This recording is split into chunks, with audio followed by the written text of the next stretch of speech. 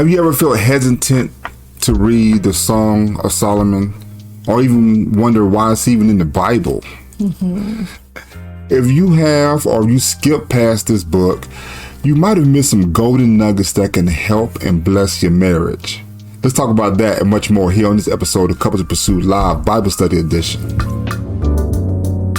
Couples Pursuit.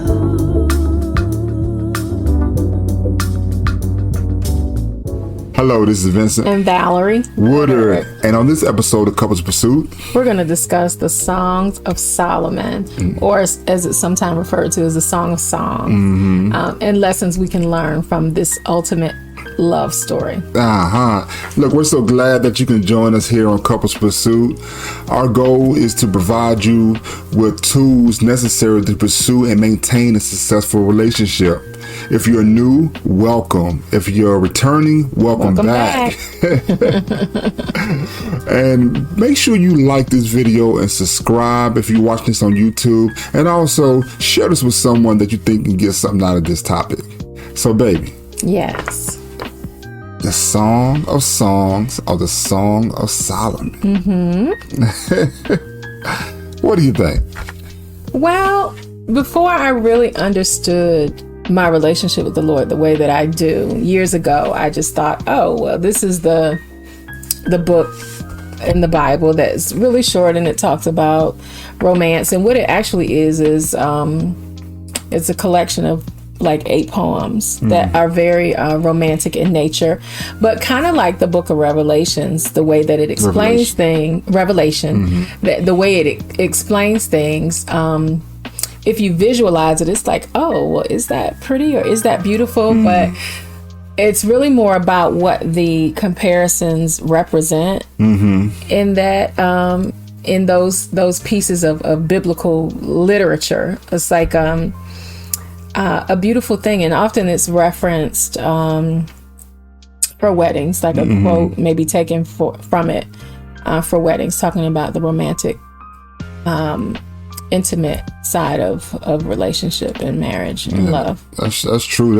And when I was reading it, I got the fact that that it almost didn't even make it in the Bible. The people that when they found the text, they were like, "Is this like part of the Bible? Should it be part of the Bible?" Even though it is sacred text. And it's people. It's like, how does it fit? Yeah, how does it fit? How does it fit in? And thank God that they didn't try to tamper with it, and they put it in and said, we're just gonna let God and tell about God. And especially the fact that it says the Song of Solomon, or the Song of Songs, that Solomon was credited with writing over 3,000 proverbs. Right. And then also credited with writing 105 songs. It said 1,005 songs. Wow, 1,005 songs, and that's in 2 Kings, I believe. Oh, I haven't written it. Yeah, 1 King 4 and 32. It said that specific number, 1,005. But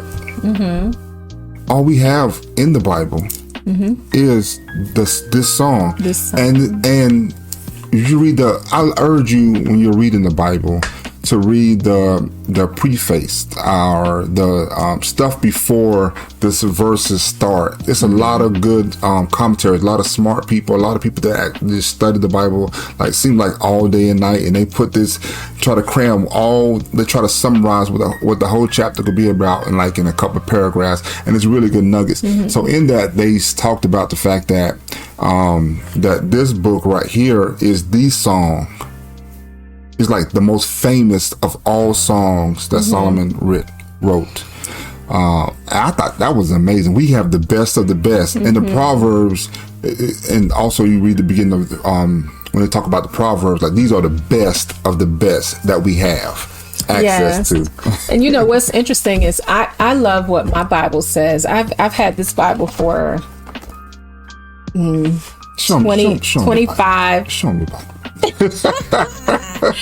This is the Spirit-filled Life Bible for Students. And it says, learning and living God's Word by the power of His Spirit.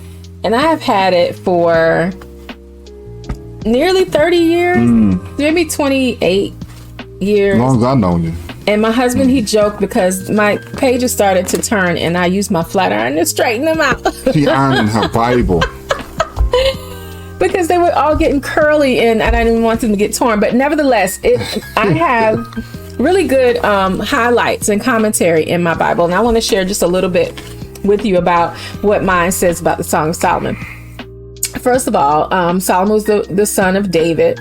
It references that he wrote over 1,000 songs, and again references 1 Kings 4:32. But tradition holds that the song was written when he was a young romantic, before he became the husband of many, many wives, because he had over 700 wives.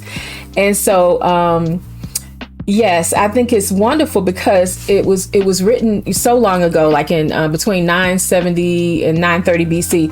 But also it represents covenant love, which is the basis between the relationship of God and his people. And so it's not just about the relationship between man and woman, but as we've discussed many times before, God's love for his people, Christ's love for the church as the groom, the bridegroom, and the bride, it again mirrors that relationship. The heavenly relationship mirrors the earthly relationship. That is true. And so we've we know the Song of Psalms there are some parts in there that, some people might shy away because we're talking about a woman's anatomy and things like that. I really urge you not to shy away from that because it's love, and God gave us a marriage so we can enjoy each other. Right. And this actually in this song, it talks about the fact that, look, don't stir the fire if you can't put it out. Basically, don't try to make the flame hot if you can't do anything about it. It urges you it's something. Love is that powerful. But we want to take out 4 lessons that I believe can really help you in this short amount of time that we have together. There are 4 lessons that I think we can extract and apply it to our lives and everyday lives. So I want to start with a verse, baby. Okay. I want you to read Song of Solomon's, and this lady. You want me to read your version or from here? You can read either one. Okay. And 1 and 2. Song of Solomon 1 verse 2, and yeah. Okay. So, the Song of Songs, which is Solomon's, the banquet, the Shulamite. This is a Shulamite woman, right?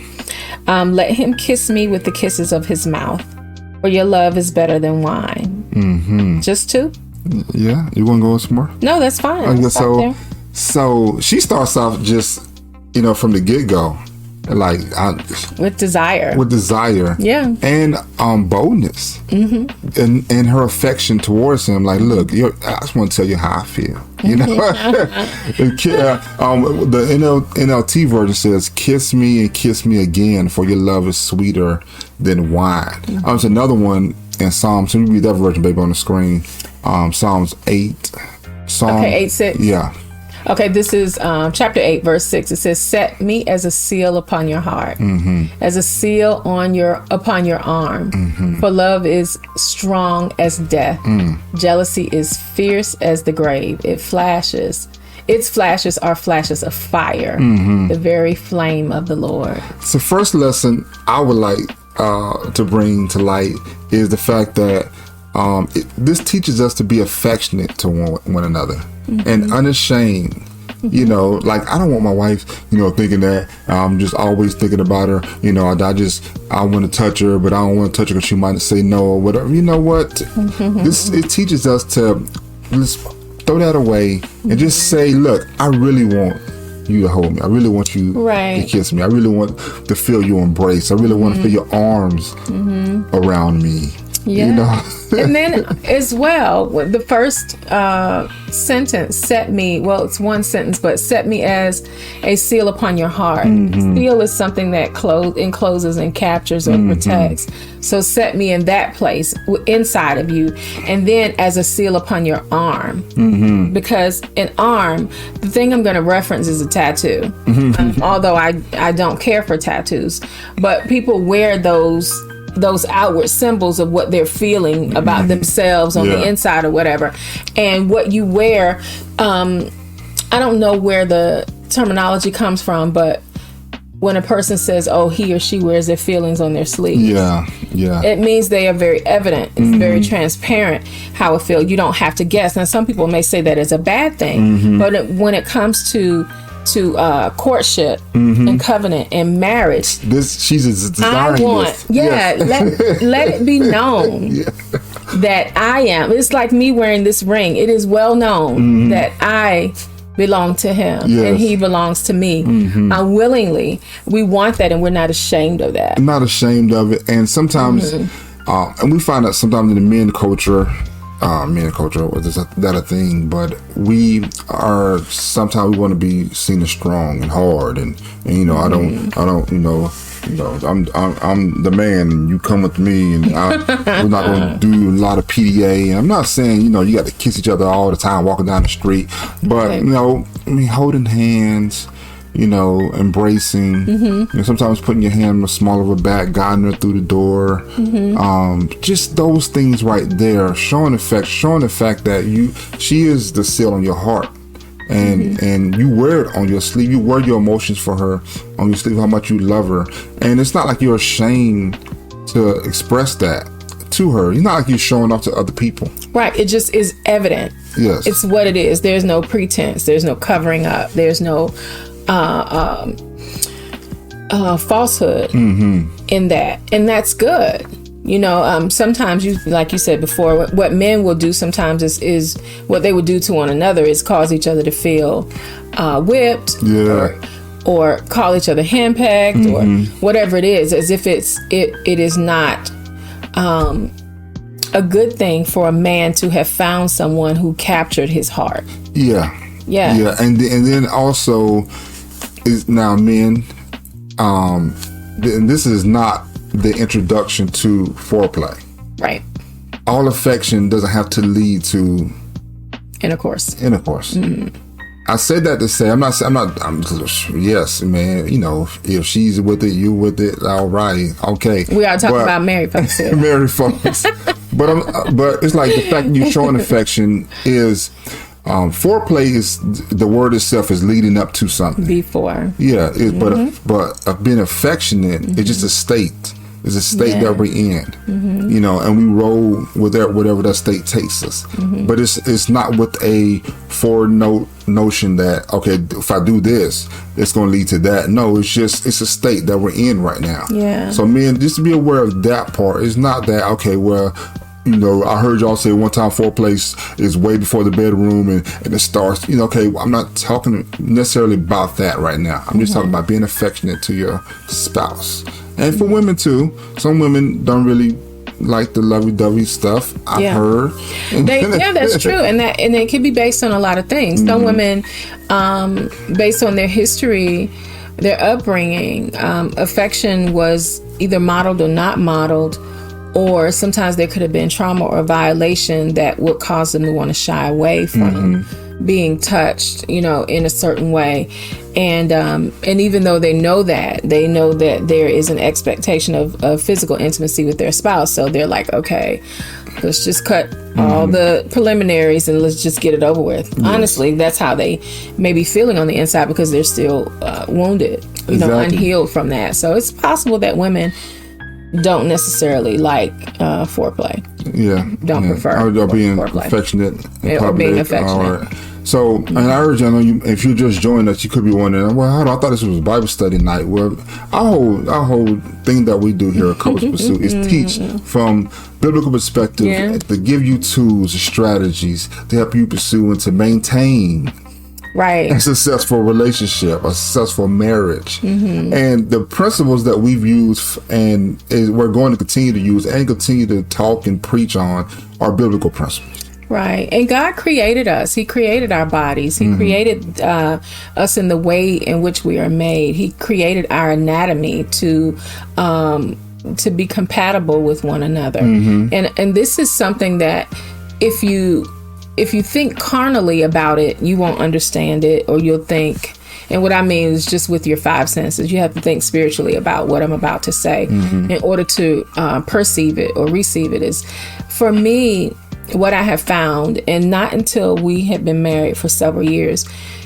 what I found that intimacy with you is the closest experience to worship. Not that I worship you in place of God, but it has let me know through taking down the barriers, wearing my feelings on my sleeve, being transparent with you, not having all of the stuff in between us, not following the ways of the world, and not having to worry about it being sinful, et cetera, et cetera. It has freed me in such a way that I understand that God created this. It has become more spiritual for me than it is physical. The connection that happens is less and less about the physical, which is great. It's wonderful.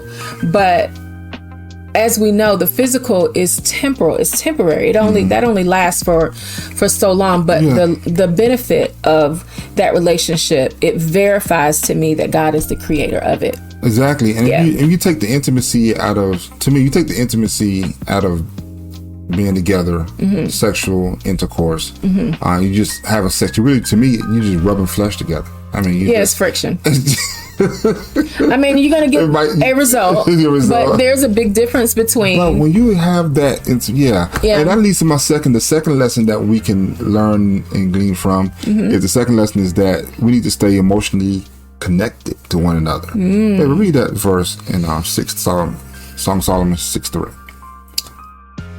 6:3. Okay.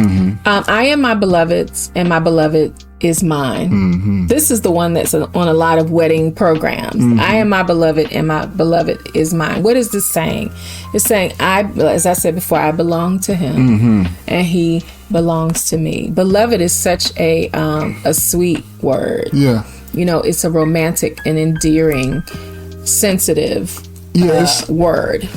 In this whole chapter book, the Shulamite woman says it a lot. Like, I am his beloved. I am my beloved's. And the man says my love a lot. So the fact that she knows that he loves her in that way actually inspires her to call herself that. Like, I am his love. I think that is so awesome that your wife can actually think of herself as your love. She knows without a doubt that I talked about our relationship and how no one can get in our bubble. That's right. She knows that it's just the two of them in that bubble. And the way that they talk about one another throughout these 8 chapters is very romantic, and it does shut out the world, you know, and that's important.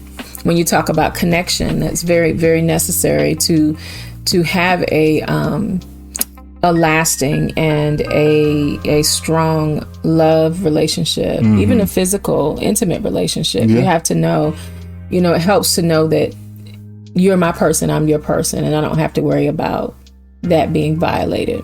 That is true. And speaking of that, it had to be a situation where he actually set the atmosphere, or he created the space where she can feel uninhibited, and she can feel like it's okay to be vulnerable here. It's okay to let my emotions and be free and to express myself here. I don't have to worry about you throwing it back in my face. I don't have to worry about, you know, you doing this with, you know, whatever, because even though this is, you know, King Solomon we're talking about, there's a lot of variation. Like my wife said earlier, this could be the young version. This is his desire of ultimate romance. Like, this is what he desired. He was the wisest man probably ever, but we know at that exact time he was the richest man ever going to be, but the wisest man.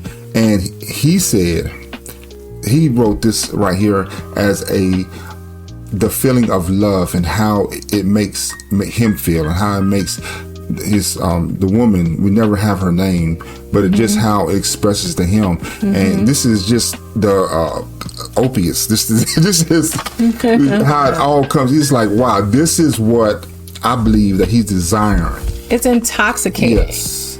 For if you've ever been in love, I know we have single, separated, married, divorced, and widowed folks that are watching sometimes, but if you've ever been in love, that feeling of, wow, you know, this is the best thing ever, and I could just stay in this moment. I love to be in his or her presence, and looking into their eyes when they touch me. If if they just touch my hand, that those moments of getting to know one another is overwhelming, and I love that.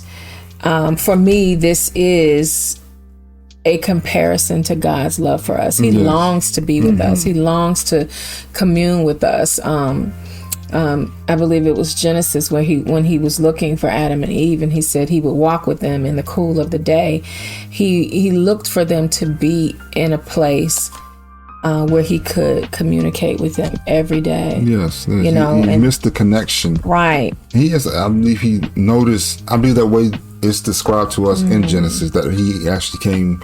Like, where are you? Looking for them. It's like he knew the connection. Something happened to that. And this song teaches us that connection is important. Emotional connection is so important. So, wow, my goodness. So the third lesson that you can get, you can either read your book or you can read. I'll read from here. Okay. Go ahead. The third lesson is that. Go ahead, read it first tonight. The third lesson is that you. No, the song. Oh, the song. Okay, verse. So Song of Songs 110. This is the NLT. How lovely are your cheeks, your earrings set them afire. How lovely is your neck, enhanced with a string of jewels. We will make for your earrings of gold and beads of silver. There's another verse I like to. And 5:10 says, my lover is dark and dazzling, better than 10,000 others. His head is fine as gold. His wavy hair is black as a raven. His eyes nice to have wavy. His eyes sparkle like doves beside springs of water. They are set like jewels washed in milk. The third lesson that we can get from the Song of Solomon or the Song of Songs is that scent, grooming, and hygiene are important. Yes. We used to get dressed, and you're going out to each other, and you might took a shower right before the date, and so you smelling fresh, and little cologne, got yourself, you're not ashy, and you check your in the mirror, you're checking, everything is good. You got your, you have to worry about crumbs in a dirt spot. But then, you did all that most of the time when you met each other, and then sometimes throughout the years, once you get married. You kind of find yourself, your wife be like, what you got in your shirt? It's okay, that's going to be all right. You just, and it's all wrinkled, or your pants are wrinkled, your knees are ashy, you're not really grooming yourself. And this verses, I talk about how important grooming is, and it should always continue to be hygiene. The fact that you desire to have your spouse look at you like, wow. I'm not saying like you're like you have to be the chiseled cheek and. No, it's not about that. No. It's about you being your best self for them. Yeah. And your best self doesn't have to be dressed up. It doesn't have to be all of that. But what's happening here in 110 and in 510 is that first he is appreciating her appearance and how she adorns herself, and so he notices her. Her beauty is there, but he notices the things that accent her beauty. And then for her in 510, she's talking about him, his head, his hair, his eyes, and it makes a difference. And when you say, here you have a man's fragrance appeals to a woman's sense of sight, sense of touch, sense of smell, and her sense of hearing. This is how he can express his love in tangible, practical ways to his woman. I love the way my husband smells, and he knows that when he puts on that cologne that I love so much. It smelled really good in the store, but when he put it on, it's like, woo, right? It just alerts my senses, and it happens every single time. And so those are the little things that you can do that still connect you. And I know that there is a quote unquote science behind it, pheromones, all those things. Whatever it is, it's true. It's attractive. And it's the little things that go a long way sometimes. That is so true. And even like the parts we're not reading, when we talked about the woman's anatomy and stuff, even in that, he's not talking about like an ideal anatomy, like a size 36, 24, 36. He's not talking, he's appreciating her. Yeah. And she's appreciating, him. And she does talk about some physical attributes, but it's still what he is right now. And it's mainly how, that is attractive, but how he makes her felt and loved and wanted and desired. And those things, that's what we really get from this Song of Songs or Song of Solomon. We really get the fact that we as spouses should always continue to have our wives, have our husbands, never question the fact, I wonder if he still, I wonder if did he even like what I got on today? Did you notice me? Am I still attracted to him? Do you notice him or her, or do you just kind of fall into a funk? And again, this parallels with our relationship with the Lord, because sometimes we can become very very mundane in our relationship. Oh, well, Father, I just thank you today for your goodness, your grace, and your mercy, and blah, blah, blah, blah, blah. And we go through the routine. But what he desires is to be in our presence. It's the same thing that lovers desire. They want to be in one another's presence. They want to see each other's eyes. They want to hear each other's voice. And God wants us to seek his face daily, and he is waiting for us to commune with him. And I'm going to read something here. It just says, God is in love with his people as he pours out his spirit upon us. His banner over us is love. A banner is something from ancient armies waved above themselves as they waved above themselves as they marched in brilliant colors. God waved his rainbow-colored banner of eternal love over all humankind. He has sent his Savior into the world to die for our sins. There's nothing he wouldn't do for us. And his word says, lo, I'll be with you even into the end of the age, even if you make your bed in hell. That is a pursuit beyond pursuit. It doesn't, we can't even say that a lot of us as couples that we would go to the ends of the earth for our spouses. We have limits. We draw a line in the sand, but God is forever pursuing us. Yeah. And with that, there's not a contention on, if these people, who are called by my name, humble themselves. That's just so we can have a relationship with him, but his relationship with us is eternal. It's eternal. Yes, it always. Yeah. It's always going on. And like my wife said, this Song of Solomon, Song of Psalms, I believe it's a 50,000 view of that. Yes. Of God's relationship with us. So the last one, hey Tabitha, hey Miss Brenda, how y'all doing? This last one, lesson 4. Baby, read Psalm 1 and 3. Okay. Verse 1 and 3. I'm sorry, chapter 1, verse 3 says, how fragrant your cologne. Your name is like its spreading fragrance. No wonder all the young women love you. And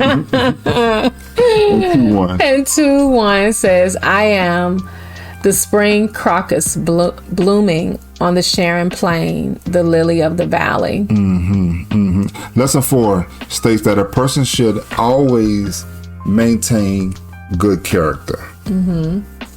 I was at a wedding one time, and the person that's officiating the wedding said this. He said that you should always be careful to keep her name clean in the streets. Meaning that the way you act reflects on her, and the way she acts reflect on you. He was talking to the groom at the time, right? But he was like, keep her name clean in the streets. I was like, that's good. Let me write that down.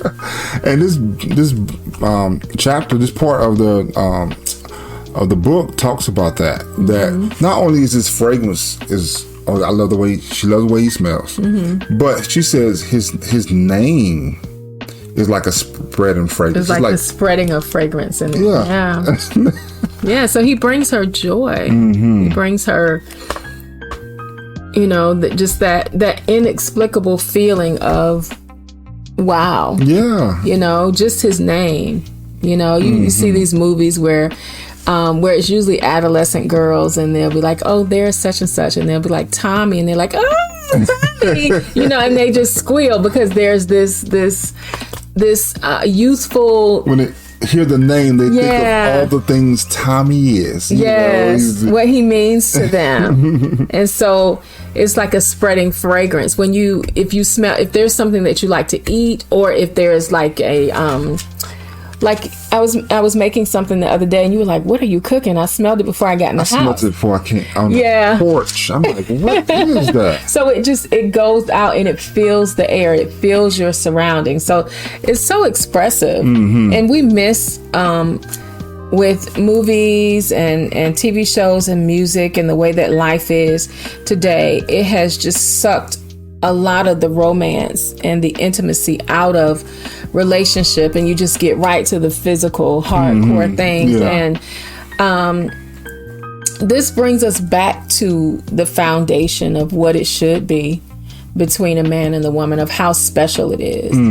It's not just sex, it's not just a relationship, it's special. That's right. Right. And if you apply these lessons, these are just a few. There's so many. They're so jam-packed. Like I said, we have the song of songs. We have the best. That's what it says in the preface. It says we have the best song out of the many songs that he's written. Yeah. And from this, man, these 4 lessons are just so I can have number 4. Could have did 40, whatever. But if we apply these to our marriage, I believe we're on to a great start in developing more intimacy.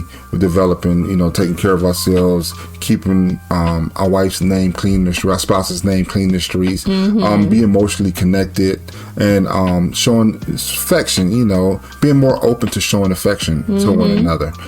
So I urge you to take these into your heart, and apply. Put them into practice. If you're doing all of them, kudos, man, awesome. Some things you want to work on. Hey, work on it. It's never too late. That's right. It's never too late. It's never too late. And even if you've never had this level of intimacy in your marriage, your relationship, it's not too late to discover it. And like I said, this is our Bible study edition, but the principle here is what we apply. If it's not a Wednesday night Bible study, we apply it all the time, because there's so many lessons, there's so many things that you can learn. And I urge you to go back and actually don't shy away from the Song of Solomon. Like, go back and read it. Find a version that is like you can digest more until you are able to get to maybe the CSB or the NKJV or whatever. Find a version. The New Living Translation, I think, does a very good job. The Passion Translation is very good, especially for this context right here. So, but don't shy away from it. It's a lot of good things. Yeah, and maybe now, after we've shared a little bit of like the correlation between the romance between a man and a woman and God's love for His people, maybe you can read it with a different perspective. Now that you have another viewpoint, it may make more sense to you. But we urge you to just dig in and dig deep, and think about, as you read it, think about how you felt about your love before you asked her to be your wife, and how you felt about him before you accepted his proposal in marriage, and see where it takes you. That's right. That's right. So we thank you for joining us tonight. As always, we pray that the Lord bless you, that He keep you, that He make His face shine upon you, be gracious to you, and give you peace. And we'll see you here again on Couples Pursuit Live Bible Study Edition. Take care. Bye.